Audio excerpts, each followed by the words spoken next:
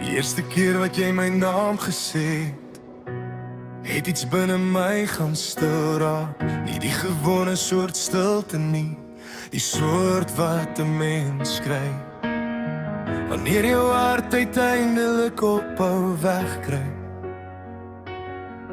Ek onthou hoe die lig teen jou hare geval het, hoe jou groen oë my vasgehou het, asof hulle lank voor ons ontmoet het, reeds geweet het wie ek is. Ek wou nog altyd sterk lyk vir die wêreld, maar jy het reg deur elke muur gekyk, en sonder om my te probeer verander, het jy my laat voel, asof ek vir die eerste keer genoeg is.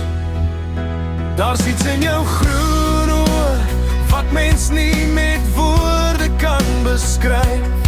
Dis soos reën op droë aarde, soos lig wat deur gebreekte vensters skyn.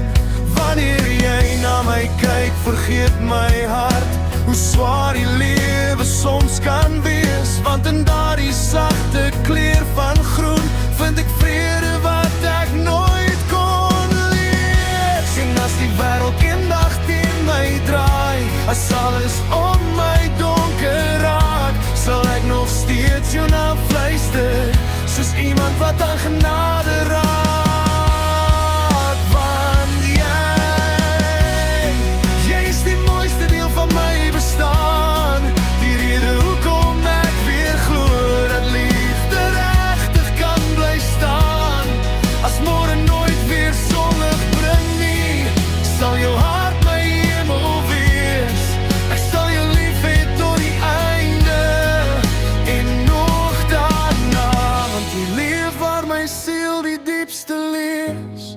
As ek ooit alles verloor, maar nog jou stem kan hoor, sal ek steeds die rykste man wees. Want liefde soos jy kom net een keer in 'n leeftyd, en ek weet ek sal nooit